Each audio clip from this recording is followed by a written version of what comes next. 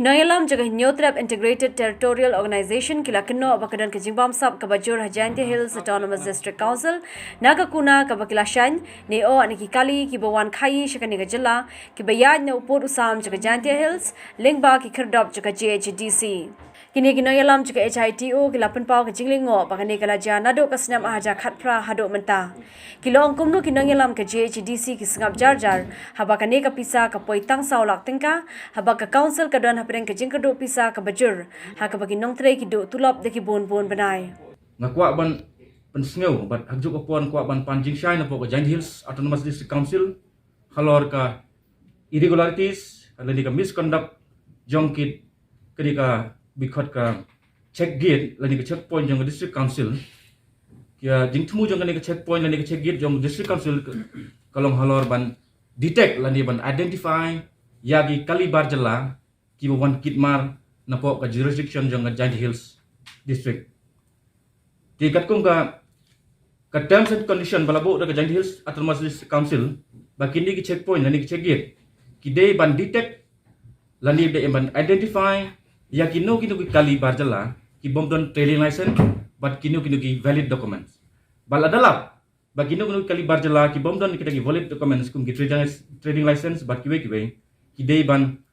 impose ya ka fine 1000 minimum but not more than 1 lakh per vehicles ki ba violate ya ka rules and regulation yang trading by non tribals yang Autonomous District Council yang Jaintia Hills te katkum ba source of information bang yo collect na district council ngilap ba nado o April 2008 September 2018 till February 2020 kajing detect lani kajing lap jong kali total number of detected vehicles suam no ki illegal vehicles flying without valid documents ki don hado san bho prahajar ars pa khandai tholai kali te ladingi multiply ya kani ka fine balabo the council into 1000 ka way ka amount ka Pisa ka total amount kan poi hado san crore ni po pralak khandah hajar news pa baga jingkali kalau ya district council menta kalau naga ka total found ka total expected amount of penalty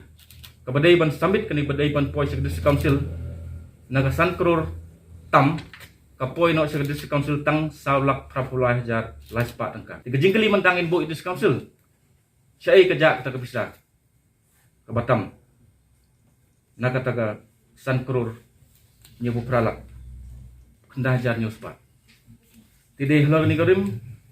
ibu jingkali ke district council bahkan ajing syai supaya ba khamtam kum hini gi por ba ka district council ka don haga financial crisis wat hado kin mentaga singi ladap khatway benai bagi staff jong district council kim sim layok tulop ladap khatway benai menta ti lada ki bor jong district council uklik jong district council nado CM bat ki way